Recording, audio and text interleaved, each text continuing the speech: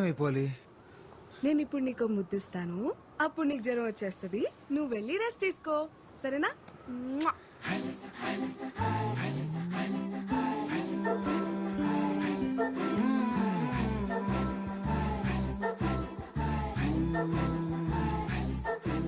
బేబమ్మని చూసి 3 రోజులు అయిపోయింది. సొక్క బానే ఉంటుంది కదా. దాసు నువ్వు రా. నాన్న నేను వస్తాను. నువ్వు ఎక్కడికి రా? నేను వస్తాను. నువ్వెందుకు రా మీటింగ్? నాన్న నేను వస్తాను అంతే. సరే పద.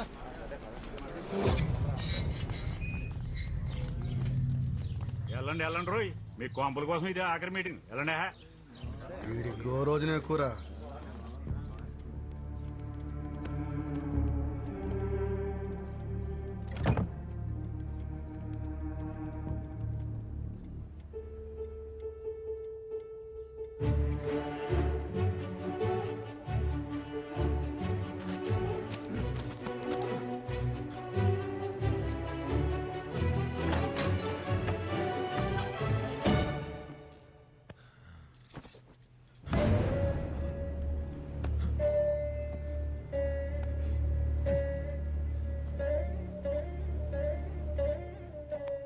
నమస్కారం అమ్మా, నా పేరు ఆసి.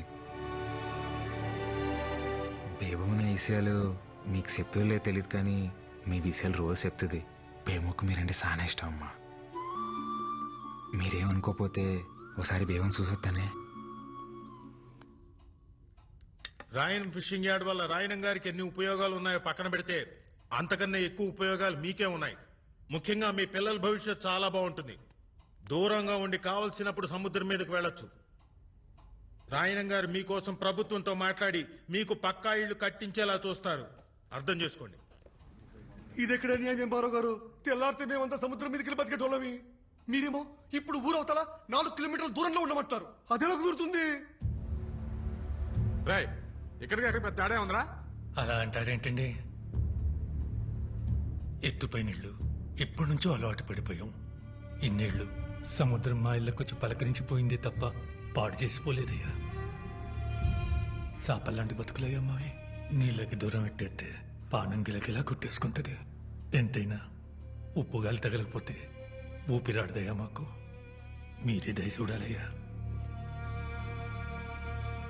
మీరు బోట్లేసుకుని సముద్రం మీదకెళ్లాలన్నా, మీ 5 ఏళ్ళు నోట్లోకి వెళ్ళాలన్నా అది నా దయ వల్లే చాలయ్యా. అవునండి. ఫిషింగ్ యార్డ్ కట్టడానికి మేము అస్సలు ఒప్పుకోం.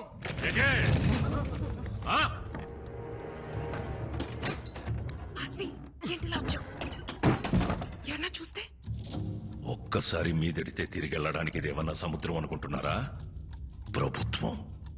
ఒక్కసారి మీదడిందంటే తిరిగి వెళ్ళడం ఉండదు, తీసుకెళ్లడమే. ఎటే ఎందుకు వచ్చావు? నా కోసం నువ్వు రోజు చూడటానికి వచ్చేదాన్ని కదా, అందుకే ఒక్కసారి నేను చూడటానికి వచ్చా. భయమే లేదా? ఇందాక వరకు వేయలేదు, ఇప్పుడు వస్తుంది. జ్వరం కావాలా నీకు? వద్దా? సార్ రాయనం గారు మీరు ఆవేశపడకండి సార్, కూర్చోండి. రే రేపు పొద్దున్న పేపర్ వాళ్ళకి ఇవ్వడానికి గ్రూప్ ఫోటో కావాలి కదరా? కావాలి. రాయనం గారితో గ్రూప్ ఫోటో దిగుదాం. సార్ ఒక్క ఫోటో సార్. పదండి పదండి రా, మీటింగ్ అయిపోయింది.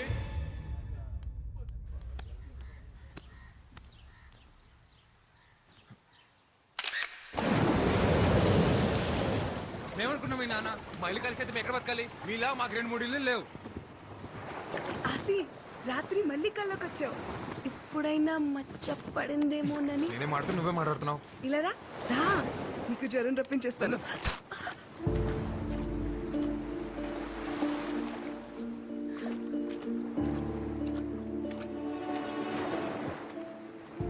సారీ.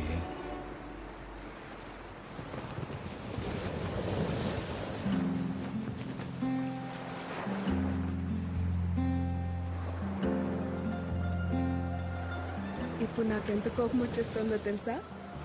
కానీ నేను ముసల్దాన్ని అయిపోతే నువ్వేమైపోతావో అని నేను కోపట్లేదు.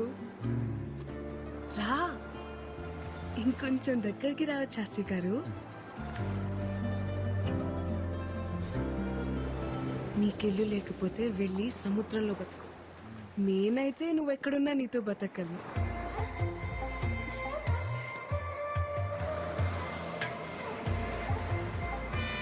బస్ వచ్చేసింది. నాకు వినిపించట్లేదు. నేను ఇంటికి వెళ్ళను. ఏంటే ఇప్పుడైనా రావడం?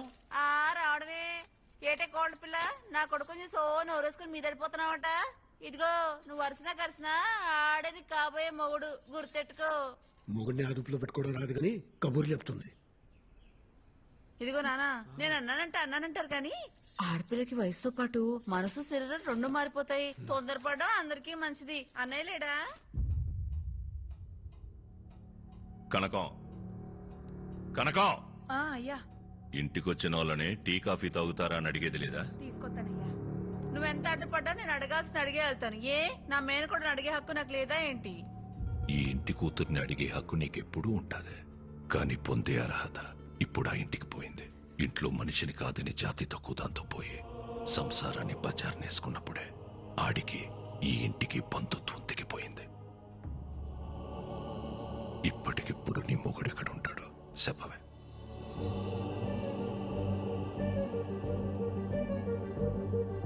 నీ ఎంత సౌకర్యంగా నీ తలదించుకోలేను. ఏటే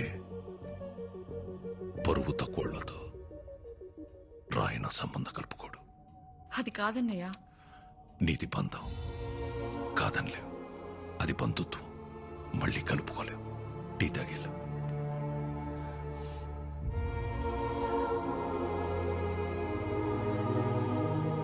మా ఇంటికి వెళ్ళి తాగుతానులే.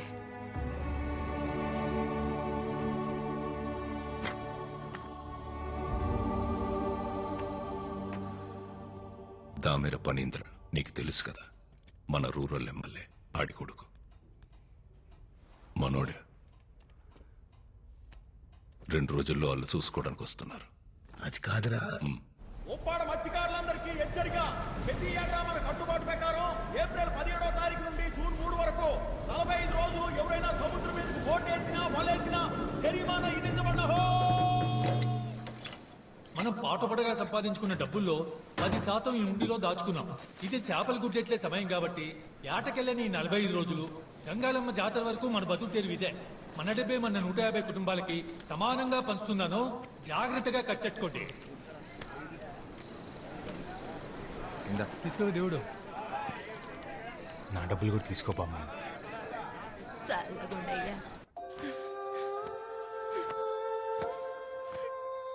ఎవరు 2 రోజుల్లో నన్ను చూసుకోవడానికి వస్తున్నారంటమ్మా. నాకు ఆ పెళ్లి ఇష్టం లేదు.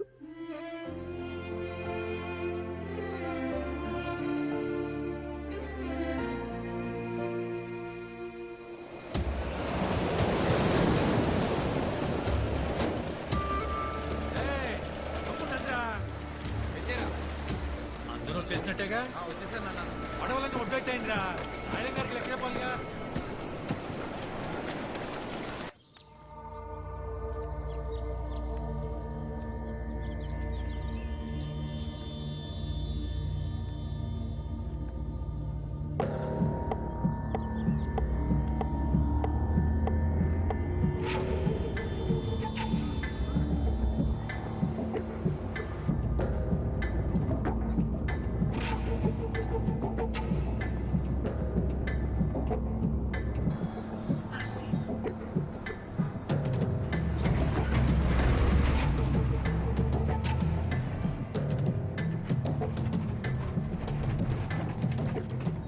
మధ్యాహ్నం 2కి కాలేజ్కి రా.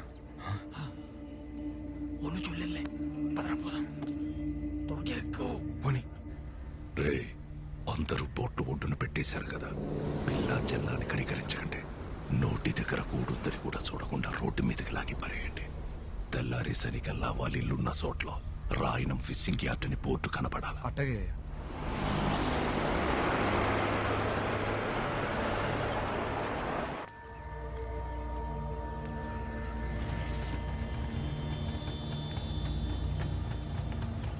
పోనీరా. ఏమైందేమమ్మా చెప్పు.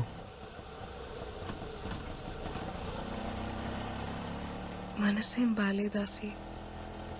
అలా సముద్రం మీదకి వెళ్దామా? ఇప్పుడా? సముద్రం మీదకా? ఇప్పుడు ఎలాగో సముద్రం మీద ఓ బోట్ కూడా వెళ్ళదు కదరా. మీరు ఎంత కావాలంటే అంత పేమెంట్ చేసుకోవచ్చు. ఒరే చేపలు ఉంపు కడతారా? కదరా. గుంపు కట్టడం అంటే ప్రేమించేసుకున్నాం కదరా. అయ్యి ప్రేమించేసుకుంటే మీరు ప్రేమించేసుకుంటారు. మీరే మాట గట్టిగా అనలే.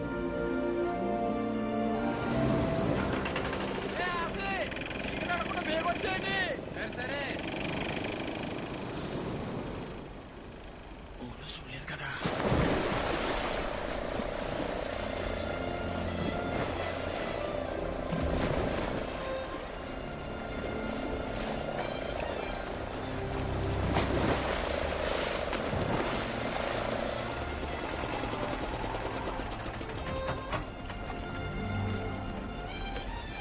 ఏమైంది?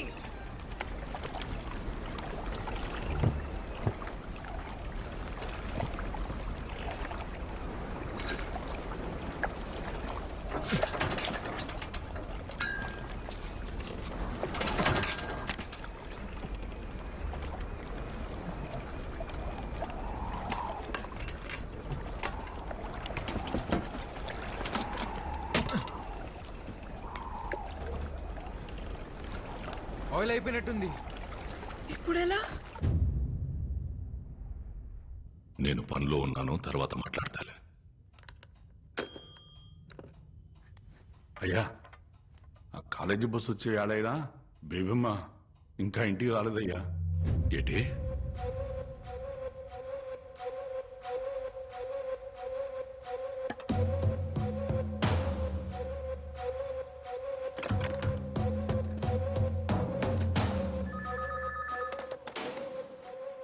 హలో, నేను రాయన మాట్లాడుతున్నాను. చెప్పండి రాయన గారు. బస్సు ఇంకా ఊళ్ళోకి రాలేదంటే రాయన గారు, దీపం ఇంకా ఇంటికి రాలేదు. ఒంట్లో బాగోలేదని చెప్పి మేడం పర్మిషన్ తీసుకుని మధ్యాహ్నం ఇంటికి వెళ్ళిపోయిందటండి. నువ్వు ఎలర్ట్గా ఉన్నావా లేదని చెక్ చేశాను. పాప స్నేహితులతో సినిమాకి వెళ్ళుంటది. ఒక అరగంటలో వచ్చేద్దదిలే. ఏటి? అలాగేనయ్యా.